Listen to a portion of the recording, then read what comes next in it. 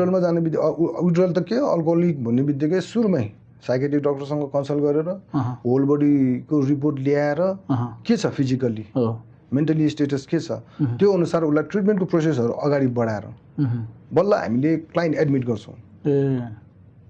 भनेपछि त्यो काम गर्ने तरिका पनि फरक भयो, धेरै कुराहरू फरक भयो। पहिला चाहिँ मलाई याद छ हामी आफै नै ट्रेनिङ हुँदा पनि क्लाइन्टलाई चाहिँ अब त्यो पार्ट अफ द सेसन्स नै हुन्थ्यो जहाँ चाहिँ मलाई याद भएको एउटा गाली नै गर्नुपर्ने, घर गएर आएपछि गाली गर्ने। किन भन्दाखेरि उसले यदि केही कुरा लुकाएको छ भने त्यो मेबी इमोसन ट्रिगर गरेर उसको चाहिँ कुरा बाहिर आओस् भन्ने चाहिँ हामीले बुझाएको छ, हामी त्यसरी पढायो होइन। अब अहिले चाहिँ फरक छ। अहिले अब यस्तो खाले सेसनहरू भयो भनेदेखि अभद्र व्यवहार भन्ने कुराहरू आयो, मोडालिटी टोटली फरक छ भनेपछि अब हाम्रोमा आउने मान्छे बिरामी भनेको कस्तो स्टेजमा आउँछ त? फिजिकली मेन्टली राम्रो मान्छे त हुँदै होइन होइन। ड्रग ब्याकग्राउन्डसँग रिलेटेड पर्सनहरू, क्राइमसँग जोडिएको मान्छेहरू आउँछ। हजुर। भनेपछि अब हामीले उपचारमा ल्याउँदाखेरि मोटिभेसनको पार्टलाई अपनाउँछौँ, ठिक छ, माने सबैजना मोटिभेट हुन्छ भन्ने कुराहरू त होइन नि त। मैले मोटिभेट गर्न सकेन भने त्यो क्लाइन्टलाई मैले डिस्चार्ज दिनु बाहेक मसँग अरू विकल्प छैन आजको डेटमा। तर मैले डिस्चार्ज दिएर पठाउनु समस्याको समाधान त होइन नि त। किन भन्दाखेरि त्यसले घरमा गएर सोसाइटीमा गएर गर्ने कुरा त फेरि त्यो नै हो नि। भनेपछि कहाँ लगाएर राख्ने त? हजुर, अल्टरनेटिभ पनि छैन। र कहीँबाट हामीलाई स्थानीय सरकारबाट पनि खासै सहयोग पाइएको हामीले छैन। 100% दिन नसके तापनि केही कुराहरू हुनु पर्यो नि त। एउटा हेल्थसँग रिलेटेड कुराहरू, कसैको जीवनसँग रिलेटेड कुराहरू हामीले खेलाची गर्न पाउँदैन। पुनर्स्थापना केन्द्रहरू पनि वृद्धि हुने क्रम रोकिएको छैन। अहिले त नेपाल अधिराज्यभरि पुनर्स्थापना केन्द्रहरू छ। FDDR, federation of drug demand reduction भन्ने हाम्रो महासङ्घ छ। नेपाल अधिराज्यभरि भएको पुनर्स्थापना केन्द्रहरूको महासङ्घ हो। निर्देशिका अहिले आएको छ, 75 को निर्देशिका अनुसार विभिन्न क्राइटेरियाहरू राखिदिएको छ। हामीले 100% मिट गर्न नसके तापनि 60-70% एटलिस्ट पास मार्क्स लिएर त हामी बस्नुपर्छ भन्ने मेन्टालिटी हामीले त्यो अनुसार चेन्जेसहरू गरेर गएको छौँ। हामी 24 घन्टा खटिनुपर्छ। रिहेबिलिटेसन सेन्टर चलाउनको लागि यति गाह्रो छ। लिभर सिरोसिस भएको बिरामी आउँछ होइन, मेन्टल स्ट्याटस खत्तम भइसकेको पेसेन्टहरू ल्याएर राख्नुपर्छ। हामीले कस्तो मान्छेसँग काम गरिरहेको छौँ हामी। अहिले त सानो एउटा केटीको केही कुराहरू हुनुपर्छ मिडियामा आइहाल्छ, अनि विकृतिको कुराहरू, नराम्रो कुराहरू अनि चाँडै फैलाइदिन्छ क्या। समाजले हेर्ने दृष्टिकोण यिनीहरू त पुनर्स्थापना केन्द्र चलाउने मान्छेहरू, यिनीहरू झङ्की नै हो, यिनीहरू पहिलाकै मान्छेहरू हो, यिनीहरू पनि त्यस्तै ट्यापे हो, फलाना धिस्काना नाम दियो, त्यसरी हेरिदिन्छ क्या। सो अहिले पनि त्यो बायसनेस जुन छ नि समाजले हेर्ने, त्यो अझै पनि फिल हुन्छ दाइलाई कस्तो? मलाई त पहिलाभन्दा अहिले धेरै फिल भएको छ कि यो कुराहरू। म बरु एज ए स्टाफ भएर काम गर्दाखेरि भगवान् भन्थ्यो कति मान्छेले खुट्टा धोक्थ्यो। हाम्रो टिमले उसको जीवनलाई राम्रो बनाइदियो, त्यो हिसाबले संस्थालाई राम्रो भन्नेहरू थियो। कमी कमजोरीको कुराहरू गर्ने भनेदेखि धेरैजनाको छ यसमा। हाम्रो पनि कमी कमजोरी छ। हामी मात्रै एकदम राम्रो, हामीले मात्र गरेको काम सबै पर्फेक्ट छ भन्ने कुराहरू होइन। हाम्रो पनि कमी कमजोरी छ। त्यसमा हामीले मैले भने नि ट्रिटमेन्ट मोडालिटीलाई हामीले जसरी चेन्ज गरेर लगेका छौँ, सुधार्ने क्रममा छौँ। हामी पनि सुधार्नुपर्छ, हामीले पनि त्यो पाटोमा छ। तर एउटा समाजले पनि त त्यो खाले कुराहरू गर्नु पर्यो नि त। भनेपछि दाइलाई फिल भएको चाहिँ पहिलाभन्दा अझै बायसनेस अहिले अझ बढेको छ। किन भन्दाखेरि अहिले घटना केही खिचेको घटना घट्ने बित्तिकै सोसियल मिडियामा फैलिहाल्छ। मेन्टालिटी के छ भन्दाखेरि यिनीहरूले त यस्तो गर्छ है भन्ने कुराहरू जान्छ क्या। अनि राम्रो उसले कतिजना मान्छेलाई नयाँ जीवन दियो भन्ने कुराहरू चाहिँ कहीँ पनि आउँदैन क्या होइन, कहीँ पनि लेखेको हुँदैन। तर सानो एउटा घटना घट्नुपर्छ, ट्याक्क मिडियामा आइहाल्छ। भनेपछि हामीलाई नोटिस चाहिँ नराम्रो पक्ष चाहिँ बढी भयो भन्ने, नराम्रो पक्ष नेगेटिभ पाटोको कुराहरू चाँडै फैलिन्छ, चाँडै फैलाइदिन्छ पनि। त्यो पाटोमा चाहिँ अलिकति रोक चाहिँ लगाउनुपर्छ। यो चाहिँ हुनु हुँदैन, त्यो चाहिँ समाजले बुझेदेखि राम्रो। अब थोरै सर्भिसको कुरा गरौँ भन्दा जुन सर्भिस रिहेबिलिटेसन सेन्टरहरूले दिनुहुन्छ त्यसमा अब विभिन्न मान्छेहरू चाहिन्छ हामीलाई। दाइ आफ्नो एक्सपिरियन्समा चाहिँ आफूले थेरापिस्ट भएर सुरु गर्नुभयो, भलन्टियरली काम गर्नुभयो, त्यति बेलाको त्यो सिचुएसन अनुसार तपाईँले भलन्टियरली काम गर्ने त्यो प्रावधान पनि थियो होला। अहिले पनि छ भलन्टियरिजम नभएको होइन। तर अघि दाइले नै भने जस्तै ड्रग्स युज गर्ने मान्छे एउटा सेन्सिटिभ माइन्डसेटमा हुनुहुन्छ कतिजनाको फिजिकल सेन्सिटिभिटी पनि हुन्छ कतिजनाको आफ्नै ब्याकग्राउन्डले कतिपय ठाउँमा लसँग ठोकिने पनि कुरा हुन्छ होइन सो हामीले नै बुझ्दाखेरि पनि कोही मान्छे चाहिँ ड्रग युजर हो भने उहाँलाई चाहिँ विभिन्न अरू समस्याहरूले पनि घेरेको हुन्छ भन्ने हामीले बुझ्छ त्यो एउटा डिमेन्सनबाट मात्र हेर्न मिल्ने समस्या त पक्कै पनि होइन भनेपछि यो सेन्सिटिभ पपुलेसनलाई सर्भिस दिनको लागि दाइको आफ्नो एक्सपिरियन्स त छँदैछ मैले पनि ड्रग रिहाबमा ट्रेनिङ गरेँ मेरो त 6 महिनामा सकियो ट्रेनिङ होइन तर मानौँ मैले चाहिँ सर्भिस दिन चाहन्छु भने अथवा अब जस्तो मैले सोसियल वर्क पढेँ जस्तै अरू भाइ बहिनीले पनि सोसियल वर्क पढिरहेछन् उहाँहरूले सर्भिस दिन चाहनुहुन्छ भने अथवा कुनै संस्थाले चाहिँ हामी सर्भिस दिन चाहन्छौँ अथवा सर्भिसमा हेल्प गर्न चाहन्छौँ भन्यो भने दाइहरूले खोजेको स्किल्स कस्तो होला होइन र कस्तो खाले सपोर्ट भयो भने चाहिँ राम्रो होला सबैजना सम्पन्न परिवारको मान्छे उपचारमा आउँछ भन्ने छैन अहिले के छ भन्दाखेरि गभर्मेन्टको क्राइटेरिया अनुसार एउटा रिहेबिलिटेसन सेन्टर चलाउनको लागि 8-9 जनाको त एउटा टिम नै चाहिसक्यो हैन यो 8-9 जना टिम खडा गर्दाखेरि उलाई बेसिक स्यालेरीको कुराहरू आउला बेसिक निड्सको कुराहरू रिहेबिलिटेसन सेन्टर सञ्चालन गर्नको लागि चाहिने कुराहरू अब घर खासै कसैको छैन 1-2 जनाको सुन्नमा पाइन्छ 1-2 जनाको आफ्नै घर छ रे त्यो बाहेक सबै रेन्टमै बस्नुपर्ने अवस्थाहरू छ भनेपछि एउटा संस्था यसरी चलाउनको लागि स्रोत त हुनु पर्यो नि त त्यो छैन भनेपछि त्यो क्लाइन्ट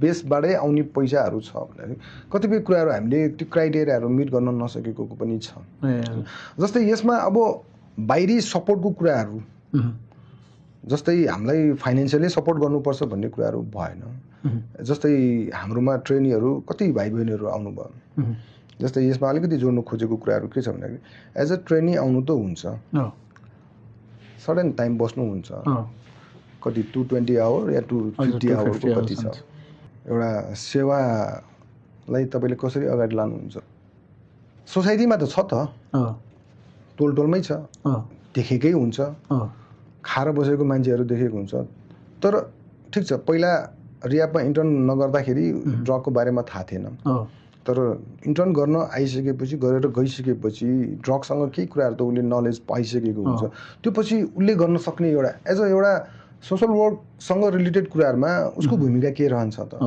हैन कतिपय कुराहरू अननोन कहिले चाहिँ म ल्याइदिन्छु भन्नेहरू पनि छ अब हामीले मुखले भनेर जस्तो त हुँदैन व्यवहारमा गर्दाखेरि अलिकति गाह्रो कुराहरू पनि छ त इन्टर्न गर्न आउँजेलसम्म मात्र भयो क्या जस्तै अरू सेक्टरमा गयो भनेदेखि चाहिँ उनीहरू अलिकति किप एन्ड टचको कुराहरूमा पनि बस्ने लङ लास्टिङ पनि छ नभएदेखि खासै त्यत्रो वर्ष हामीले इन्टर्नमा भाइ बहिनीहरूलाई राख्यो तर खासै किप एन्ड टचमा छ भन्दाखेरि हातमा गन्न मिल्छ होला कि म परेको पर्न तपाईँ छ होइन आदेश छ अर्को 1-2 जना पनि छ नभए होइन हजुर तर खासै भने मैले भने नि त्यत्रो आयो तर हातमा गन्न मिल्ने भनेपछि थोरै कम भएको छ त भनेपछि त्यो अट्र्याक्सन नै कम भयो सर्भिस दिन्छु भन्ने मान्छे नै कम भए अब एक त ड्रग खाने मान्छेहरू भन्ने बित्तिकै यिनीहरू एकदम डेन्जर नराम्रो मान्छे होइन घृणित व्यक्तिहरू के होइन समाजले हेर्ने दृष्टिकोण अझ पनि त्यही नै छ अनि त्यसले गर्दाखेरि अब त्यो सेक्टरमा काम गर्ने मान्छे यिनीहरू पनि यस्तै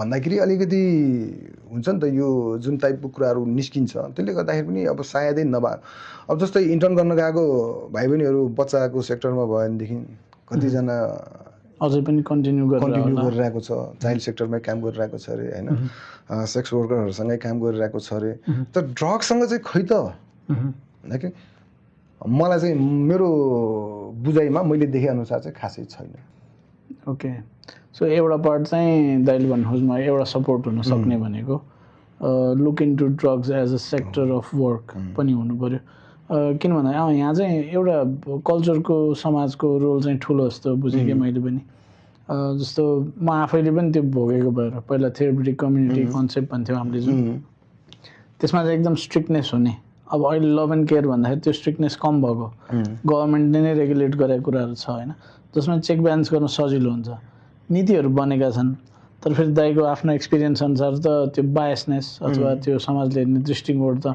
झन् त्यो ग्याप ठुलो हुँदै गयो भनेपछि नीति राम्रो त बने तर समाजले हेर्ने दृष्टिकोण अझै पनि परिवर्तन भएको छैन, बरु झन् त्यो ग्याप बढ्दै गएको भन्ने कुरा पनि मैले बुझेँ। भनेपछि अब हामीले एउटा ठुलो वर्कआउट गर्न मिल्ने एउटा विषय भनेको चाहिँ समाजले हेर्ने दृष्टिकोण नै परिवर्तन गर्नतिर लाग्नुपर्छ क्या हो पहिला, होइन? नीतिकै बारे चाहिँ समाजलाई बुझायो भने पनि यसरी पनि हेरिन्छ है, ड्रग रिहेबिलिटेसनको यो सेक्टरलाई भनेर पनि काम गर्न सकियो। त्यो चाहिँ बृहत स्तरमा भयो। अब मध्यम स्तरमा हामीले हेर्ने हो भने मेजो लेभल भन्छौँ हामीले, होइन? त्यो स्तरमा हेर्ने हो भने चाहिँ ग्रुपसँग काम गर्दा अथवा एउटा संस्थामा काम गर्दाखेरि चाहिँ कस्तो ठाउँमा काम लाग्ला त? हामी जस्तो जसले चाहिँ सोसियल वर्क पढेको छ, होइन, जसले चाहिँ पढाइ गरेर सर्टन स्किलहरू पाएको छ, होइन, जसले चाहिँ संस्था व्यवस्थापनमा अघि दाइले भन्नुभयो जस्तो 9-10 जना मान्छेको एउटा टिम नै चाहिन्छ। त्यो टिममा कस्तो खाले काम गर्दा चाहिँ हामीले सुहाउला त? कस्तो खाले एक्सपेक्टेसन्स चाहिँ एउटा रिहेबिलिटेसन सेन्टरले राख्न सक्छ? एज अ सोसल वर्कर हाम्रोमा ट्रेनी इन्टर्नको लागि आउँदाखेरि एउटा उसले दिन सक्ने कुराहरू के त भन्दाखेरि क्लाइन्टको लागि एउटा सेसनै भनौँ न, हजुर, एउटा बाहिरी नलेजको कुराहरू ल्याएर गर्न सकियो, हजुर, होइन? जस्तै हामी भनेको पढेर आएको मान्छे होइन, हामी भोगेर आएको मान्छे। जस्तै एजुकेसनसँग रिलेटेड कुराहरू, त्यो कुराहरू दिनु छ। उसले फन्डिङै ल्याइदियो, सोर्सेसै ल्याइदियो, हाम्रो संस्था चलाइदियो भन्ने कुराहरू हामी कहिले पनि एक्सपेक्टेसन राख्दैन। जस्तै ऊ एज अ एउटा ट्रेनी भएर निस्किसकेपछि सोसाइटीमा ड्रग युजरलाई हेर्ने दृष्टिकोणमा चेन्जेस ल्याउनको लागि उसको रोल त ठुलो छ नि त। ऊ किन भन्दाखेरि त्यो सोसाइटीमा गएर सर्भाइभ भइरहेको छ। ग्रेजुएट भएपछि झन् त्यो आफ्नो इन्फ्लुएन्स पनि बढाउन सक्छ। जस्तै एजुकेटेड पर्सनले एउटा सोसाइटीमा गएर होइन है ड्रग मान्छेले किन खान्छ, उसको बाध्यता परिस्थिति के छ, उसले त्यत्तिकै खाइरहेको छैन, होइन? त्यो पाटोको कुराहरू मेसेज क्यारी गर्ने त एउटा एज अ ट्रेनी आइसकेपछि उनीहरूले त्यो पाटोको कुराहरू गर्न सकिन्छ नि त। किन भन्दाखेरि त्यति कुराहरू गरिदियो भनेदेखि अब थुप्रोजना मैले देखेको छु ठुलो ठुलो पोस्टमा बसेर काम गरेकोहरू पनि छ, होइन? एज अ ट्रेनी भएर आएको मान्छेहरू। तर उसले ल ठिक छ अरू सेक्टरमा काम गर्यो, उसले इन्टर्न गर्दाखेरि ड्रगसँग पनि त काम गरेको छ नि त। ड्रगमा यस्तो इस्यु भइरहेको छ, भएर गइरहेको छ ड्रग्स अहिले पनि, हजुर, होइन? अहिलेको त बच्चाहरू झन् ड्रगमा केमिकल कम्बिनेसन कस्तो छ भनेपछि, होइन? र उसले इन्टर्न गरेर गइसकेपछि ड्रगको बारेमा केही कुराहरू थाहा पाइसकेपछि मैले भने नि एउटा जिम्मेवार व्यक्ति हुनुपर्छ नि त। हामीले जहिले पनि पुलिसलाई दोष दिइरहेको हुन्छ, पुलिसले नाका रोक्न सकेन, यो गर्न सकेन, त्यो गर्न सकेन। पुलिस एक्लैले सक्ने कुराहरू हो र? त्यही त होइन नि त। सोसाइटीमा बसिसकेपछि चोर पनि छ, फटा पनि छ, डक्टर पनि छ, राम्रो मान्छे पनि छ, नराम्रो मान्छे पनि छ भनेपछि त सङ्गत हामीले कसको गर्ने, होइन? त्यो अनुसार हुन्छ भनेपछि सोसाइटीमा नराम्रो मान्छे छ भनेदेखि त्यो नराम्रो मान्छेलाई हामीले हेपेर मारेर त जान सकिँदैन नि त। भनेपछि त्यो एउटा बिरामी हो। बिरामी भइसकेपछि त्यो मान्छेलाई हामीले उपचार केन्द्रसम्म लाने जिम्मा हाम्रो होइन र, हाम्रो समाजको होइन र, होइन? त्यो एकजनाले 10 जनालाई बिगार्छ, भोलि मेरो आफ्नो मान्छे पनि पर्ला, भोलि तपाईँको छोराछोरी पर्ला, तपाईँको दाजुभाइ पर्ला। हामी त्यतातिर चाहिँ जाँदैनौँ। अनि के गर्छ, त्यो फलानाको छोरा हो, खाइरहेछ, कुरा काटेर बसिदिएको छ, वास्ता गर्दैन, छोडिदिन्छ। उसले अरू 10 जना साथीहरू बनाउँछ, 10 जनालाई बढाउँदै लान्छ, उसले बिगार्दै लान्छ भनेपछि त समाजमा त असर पर्यो नि त। त्यो पाटोमा चाहिँ अलिकति सजग चाहिँ हामी सबैजना जिम्मेवार नागरिक भइसकेपछि सबैजनाको जिम्मेवारी हो। हामी आफ्नै बलबुतामा पुनर्स्थापना केन्द्रहरू सञ्चालनमा ल्याइरहेको छौँ, हाम्रो आफ्नै सोर्सेसमा। भनेपछि हामीलाई हेर्ने दृष्टिकोणमा फेरि त्यही नै कुराहरू किन? यदि हामीले यो काम छोड्ने हो भनेदेखि देशमा जुन अवस्थाहरू छ, होइन? एउटा रियाबमा 30 जना 40 जना राख्यो भने 20-25 जना त हामीले ड्रग खाने केटाहरूलाई त हामीले भित्र राखिरहेको छौँ नि त। यदि हामीले यो सेक्टरमा काम नगर्ने हो भनेदेखि कसले गर्छ त? नेपाल गभर्मेन्टले एउटा सेक्टर उसले आफ्नो रिहेबिलिटेसन सेन्टर सुचारू गर्न सकेको छैन भनेपछि अब हामीलाई यसमा मैले भने पैसाले सपोर्ट गर्नुपर्छ भन्ने कुराहरू होइन, एउटा मोरल सपोर्टको कुराहरू हो। हामीलाई ट्रेन गराउनको लागि गभर्मेन्टले दिन सक्ने कुराहरू, होइन? एउटा त्यसमा कसरी मद्दत गर्न सकिन्छ त्यो त्यतातिर पनि जानु पर्यो। भनेपछि सोसियल वर्कले मध्यस्थता चाहिँ गर्न सकिन्छ। मैले भने नि संस्थालाई पैसा बाँड्नै पर्दैन, उसलाई ट्रेन गराउन त सकिन्छ नि त।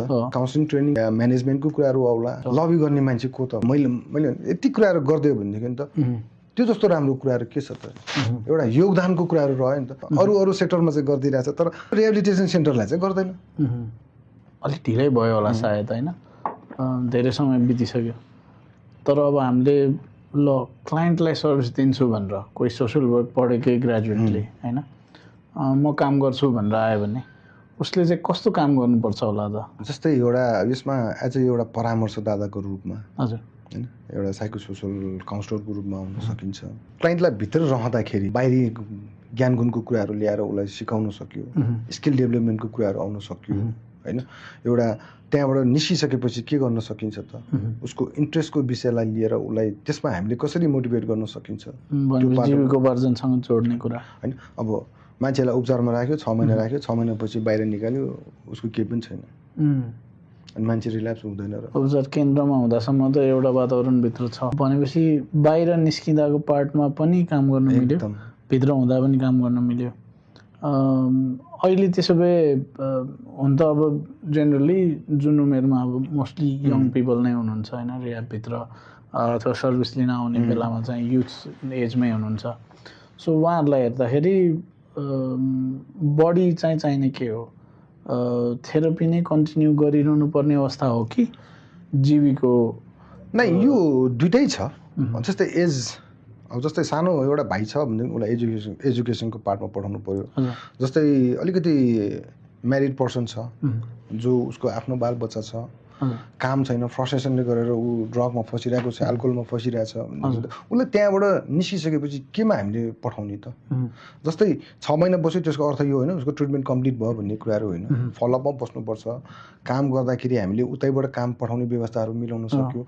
पढ्ने बच्चा छ भनेदेखि कतिपय साथीहरूले स्कुलधरि पनि हामीले पठाइदिरहेको छौँ क्या रिहाबबाट कामधरि हामीले रिहाबबाट पठाइदिरहेको छौँ ऊ फेरि गएर पुनर्वेशनमा नफसोस् है उसलाई केही समय अझ पनि केयरिङको पार्टहरू चाहिन्छ काम गराउनु पर्छ एउटा उसलाई ड्रग खानु हुँदैन ड्रगबाट जोगिनुको लागि अझ पनि ऊ फलोअपमा बस्नुपर्छ भन्ने हिसाबले हामीले त्यसरी काम गरिरहेछौँ त्यस्तो पार्टमा चाहिँ अब जस्तै कोहीको होला फाइनेन्सियली विक होला त्यो पार्टमा जस्तै एउटालाई केही काम गर्न मन लाग्ला एउटा मोमो पसल हाल्न लागि 2-3 लाख रुपियाँले हुन्छ कि 5 लाखले हुन्छ कि एउटा सपोर्ट गर्न सकिने एउटा इन्भाइरोमेन्ट क्रिएट गरिदिन सक्यो मैले भने यो सबै कुरालाई चाहिँ कता न कता मध्यस्थता चाहिन्छ एकदम त्यो काम चाहिँ गर्न सकियो त्यो हामीलाई मध्यस्थकर्ताको भूमिका खेलिदिने मान्छे नै छैन कि मैले भने हाम्रो वर्ग भनेको सबैबाट अपहेलित सबै सेक्टरबाट हामीलाई चाहिँ अलिकति छुट्याएरै राखिदिएको छ कि भनेपछि राज्यदेखि लिएर सबै सेक्टरबाट भनेपछि अनि हामी एकलौटीले कसरी चाहिँ यो निर्मूलीकरण गर्न सक्छौँ मैले भने अघि पुलिसलाई ब्लेमिङ आए जस्तो पुलिसले यो गर्दैन त्यो गर्दैन पुनर्स्थापना केन्द्रमा आइसकेपछि त मान्छे सुध्रिनु पर्ने हो हाम्रो सोसाइटीमा त ड्रग युजरहरू कम भएर जानुपर्ने हो त्यही पनि बढ्दै गइरहेको छ नम्बर अहिले राइजिङ नै छ भनेपछि त्यसलाई कम कसरी गर्ने त भन्दाखेरि एकलौटी कसैले चाहेर हुने कुराहरू होइन हामीले अरूलाई दोष दिएर बस्नु भन्दा पनि मेरो जिम्मेवारी के छ त म एउटा समाजको नागरिक भइसकेपछि मेरो सोसाइटीमा को मान्छे कसरी बसिरहेको छ यदि कसैको टोलमा कोही मान्छे बिग्रेको छ भनेदेखि त्यसलाई उपचार केन्द्रसम्म लाने कि नलाने हामी बिरामी भयो फलाना मान्छे गरिब छ उसको लागि आर्थिक अवस्था कमजोर छ भनेर कति डोनेसनहरू उठाएर ट्रिटमेन्ट गरिदिन्छौँ हैन र एउटा ड्रग खाएर बिग्रेको मान्छेलाई हामीले ट्रिटमेन्टमा लान सक्दैनौँ र त्यो सोसाइटीको जिम्मेवारी होइन र हैन यति कुराहरू गऱ्यो मैले भने त्यसले अरूलाई बिगार्नबाट त वञ्चित भयो नि त अरू मान्छे त रोकियो नि त हामीले यति गर्न सक्ने कुराहरू पनि गर्दैन क्या अनि यो त्यो मात्र भनेर त भएन नि त हैन हामीले ठुल्ठुलो कुराहरू नीति नियमको कुराहरू गर्छौँ यो विभिन्न खाले कुराहरू गर्छौँ तर ग्रासरुटमा काम गर्ने मान्छेहरूको अवस्था के छ उनीहरूलाई कसरी गरिरहेको छ एउटा सपोर्टको कुराहरू आउँछ मैले भने नि फाइनेन्सियल भने मोरल सपोर्टको कुराहरू मात्र पाइदेखि एउटा जोस आउँछ नि त काम गर्ने मोटिभेसन एकदम यो पाटोमा चाहिँ एकदम अनि अर्को मलाई एउटा ठ्याक्क अघि गर्न मन लागेको कुरा कोही ड्रग युजर रिहाबमा आउनुभयो उहाँले ट्रिटमेन्टको समय बिताउनु भयो र मानव जागिर गर्न खोज्नु भयो भने मैले चाहिँ बायसनेससँग रिलेट गर्न खोजेँ काम गर्ने ठाउँमा त्यस्तो अवहेलना भएको त्यस्तो केही पाउनुहुन्छ तपाईँले छ नि त्यो पनि छ एक त किन भन्दाखेरि विश्वासै गर्दै थिएन उसको पास के भन्दाखेरि एउटा मैले इक्जाम्पल यसमा एउटा भाइलाई 12 को लागि 11-12 पढ्ने भाइ कलेजमा पठाएँ। हजुर अलिकति उसले त्यस्तै खाले कुराहरू गर्थ्यो साथीभाइसँग हुँदाखेरि अब सानो उमेरको बच्चाहरू हजुर पछि रियाबमा बसेको भन्ने बित्तिकै त उसलाई रेस्ट्रिकेट गर्ने कुराहरू भयो।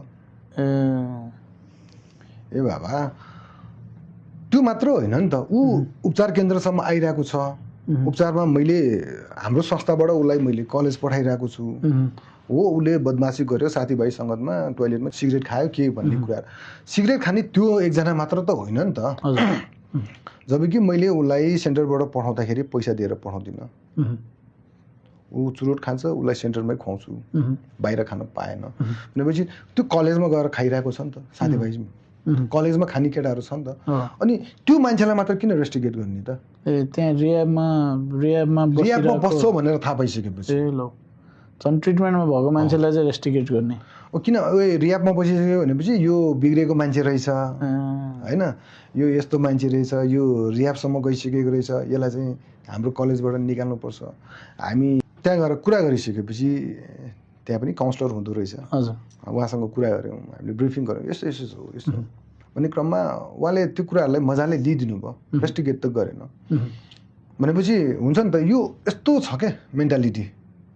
भनेपछि अहिले मैले दाइसँग कुरा गर्दै जाँदाखेरि हाम्रो जति पनि सोसियल वर्क पढ्ने भाइ बहिनी छन् उहाँहरूले काम गर्नुपर्ने चाहिँ बृहत स्तरमा पनि रहेछ र मध्यम स्तरमा बढी हो क्या, जहाँ चाहिँ हामीले समुदायमै गएर मोस्टली रिलेटेड ठाउँमा मात्र कि जहाँ चाहिँ कन्सर्न हुन्छ यस्तो कुराहरू सबै समुदायमा गएर गर्नु जरुरी पनि छैन होला, तर क्लाइन्ट आइडेन्टिफाई गरेर क्लाइन्टसँग जोडिएको सामुदायिक त्यस्तो परिवेशमा चाहिँ यस्तो बायसनेसहरू चाहिँ डिबङ्क गर्न सक्यो भने एकदम मेबी हेल्प हुन्छ जस्तो बुझेँ मैले।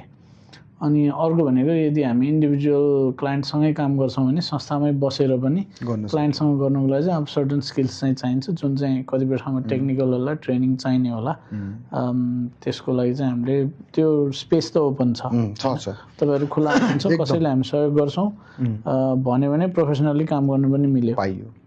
र सधैँ स्रोत साधन भनेको पैसा मात्र होइन, अन्य कुराहरू जुटाउनु पनि सकियो भन्ने बुझेँ। हामी अरू विषयमा छलफल गर्न चाह्यौँ भने दाइ आउन रेडी हुनुहुन्छ फेरि पनि?